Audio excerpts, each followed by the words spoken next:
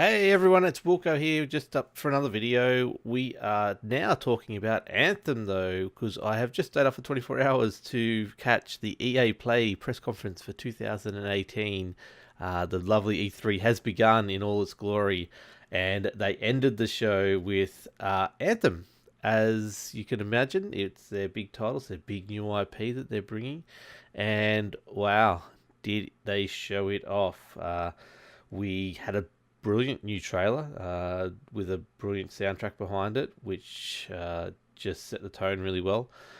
We then had a developer interview, which is something you don't see very much longer at E3 press conferences, but they did it. And we got a lot of good information out of it. So we had Casey Hudson, the general manager. We had Mark Durar, executive producer. We had Kathleen Rutzak, I'm saying that wrong, the lead writer. They sat down on stage and talked about Anthem and answered everyone's important questions. Now, going into this show, I only had one question. I've been a little bit quiet on Anthem for a long time after being very excited after last year seeing it. The one question I had, obviously, was loot boxes and monetization, and they did answer that during the show with a resounding there will be none. There'll be no loot boxes, there'll be no pay to win, there'll be no paying to advance at all. The only thing you'll be able to buy in game will be some cosmetics items. They said there'll be some cosmetic items and vanity items available for sale, which is a huge win for gamers. So Anthem is now 100% back on my radar and extremely excited about it, especially after seeing that trailer. But what they did talk about after that as well, so we've also got some really good tidbits as well to go through. They're talking about choices really making a difference, which if you know BioWare games, you know that's going to happen. But with these shared world, open world, multiplayer shooter games, it's hard to do because everyone sort of gets the same story. But what they're doing is, the words they used is our world, my stories. So when you're outside in the open world, you'll actually be playing in the shared world. Weather events, storms, all this kind of stuff will affect everyone. Monsters in the world will affect everyone. It just depends on how you want to deal with it, solo or co-op. But when you go back to Fort Tarsus, you'll actually be instanced to yourself. So that will be a unique instance for yourself. So where your decisions will matter. So this is where you'll actually see people will die, people you'll romance, all that kind of stuff will happen there. And that will have a massive bearing on the game when you're back there, and that will be your own individual story that no one else will ever see. And then when you're out in the open world, that's where you share all your experiences. So it's a good way of doing it. It's a very unique way of doing it, and I like it. I was a bit worried about having not a shared home base, but it makes sense. It makes 100% sense why they're doing it. So looking forward to that.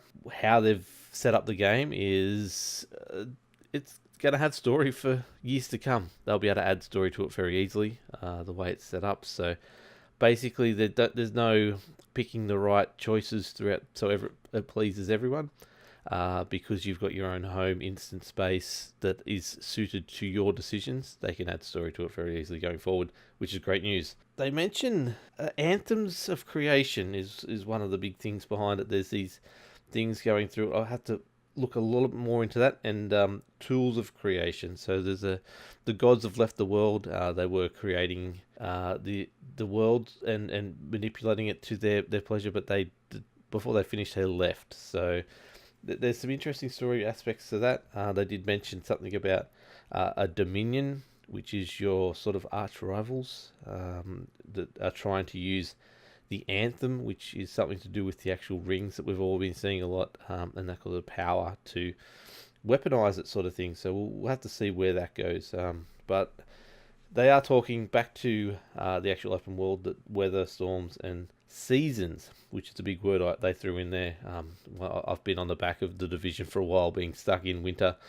It sounds like they'll actually be able to change the seasons as we go through the game, which will be really, really good, and really excited to see how that affects gameplay, and just how different the world will look over time. And obviously the storms that they've talked about last year and things like that. They'll be also mentioned that they'll be able to drop dynamic events into the world, or dynamic things that will actually shape and change the world. So whether that's mutants, which they mentioned are the big mutant monsters, different things that have happened. They can just basically insert that whenever they want. So that's a very interesting aspect to the game as well.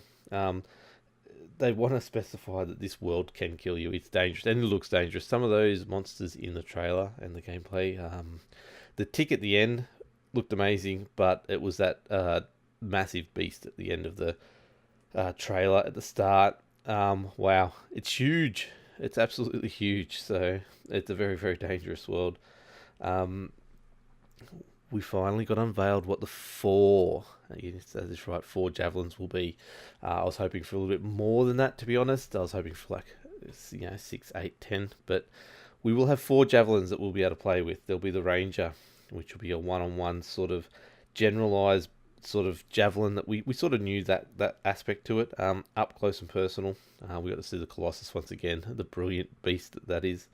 I think the Hulk armor that is in Iron Man, heavy and packed with big weapons to make things go boom, which will probably be where I end up. There'll also be the Interceptor, which seems like a fast moving sort of stealthy, get out javelin, which will be interesting to see how that plays. And then the final one is the Storm, which sort of seems like an elemental, mystical summoning of different elements sort of javelin. So be thinking about controlling things and trapping people and all that kind of stuff. So interested to see how that plays out. Out of that though, there's a couple little cool things that we saw, especially in the trailer at the start. Melee weapons are confirmed. There was one of the Colossus, I think, was actually using a melee weapon that had a charge to it. There was also a grenade thrown that exploded and actually had a freeze effect. So always has been from the start some kind of elemental mystery going on, an elemental manipulation that you should be able to specialize in. So we saw a little bit more of that with the freezing effect, and then some fire effects and things like that later on as well. We also saw some super abilities where they're doing there is ground pounds for the heavy, but also some other fists punching sort of special abilities and stuff like that. So you seem to be able to have 2 weapons at any one time. This special ability, a power weapon, and then something else in the HUD as well, which we'll have to dive into further down the track. But the big thing that got me also excited outside of the no monetization is the customizations. I expected, a few different bits and pieces as far as cosmetic sort of vanity looking things to your javelins went. What they showed blew me away. The colors are bright, vibrant, and really unique. They also talked about molding the actual javelin itself shape wise. There will be parts that you'll be able to make look different in geometry, not just in color. So I'm really excited to see where that goes. And they talk about you'll be having this javelin for years and years to come, so they want it to feel unique and feel yours, which is really, really good way to put it. So back to the actual gameplay itself, they mentioned team a lot. So you should be able to, you've got your 4 that they showed going around in co-op. Whether that goes further and you actually be able to have an actual, like a guild or something like that, a clan or the team, it sort of sounded like that because you could customize it so your team looked the right way. But the way you play as a team, there was combos, so you'd be able to work with combos with each other to up the damage and stuff like that. So they showed combos flying around all over the place, which was really, really good. So the last few things were little tidbits that they sort of talked about. Going into the world as a team isn't a must. They said they wanted to make it feel like a choice rather than a must, or being forced to play with other people. I'm playing Sea of Thieves at the moment, and that is a game where they sort of force you to play with other people, just by the world being so dangerous. But in this, they wanted to scale that sort of give you the option of going out there on your own or with other people. They showed one of the sequences in the gameplay trailer or the gameplay reveal part, where the Ranger fired some missiles at one of the big mutants and sort of stopped him in his tracks. He then flew into the water and sort of got away, so he didn't have to actually force the combat to a death situation for one or the other with that, which is really good. So that's one of the aspects of you shouldn't have to go into a fight. Look, there's a lot of cool stuff. They showed this mission called Scars and Villainy, which showed the Strider, which is the big active walkers, going out there, and there was an acidic based super weapon that they're trying to build. Looked cool. Ended with a massive tick looking thing, which was just where it was about to get really exciting, and they cut it off. But we will get more of that because that is part of the demo that's at E3 at the moment that people are now getting to play live right now. So that's going to be interesting. The last little thing I picked out of it is the Colossus has a shield. You use that to block the mines as you ran through. So shields confirmed for Colossus. Whether it's, I don't think it'd be for any others, but that's pretty cool. But the main thing is 22nd of February 2019, this game will launch. We will finally get our hands on it, and we'll be able to see exactly what BioWare has done with this amazing looking game. So very, very excited about that.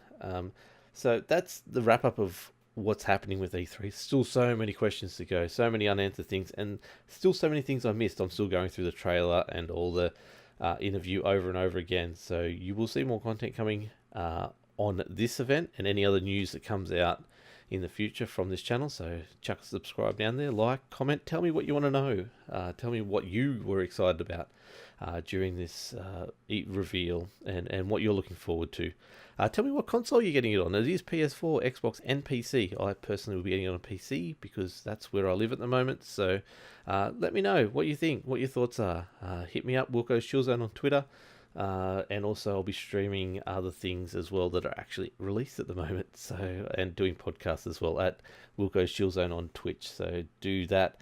Give me some love if you like it. If you don't, that's okay. No problems at all. We don't have to like everything. But that is it for now. I am actually going to go get some sleep. It's been a very long night. But hope you all had a really good one, and hope you're all excited for Anthem. We'll talk to you soon. Bye.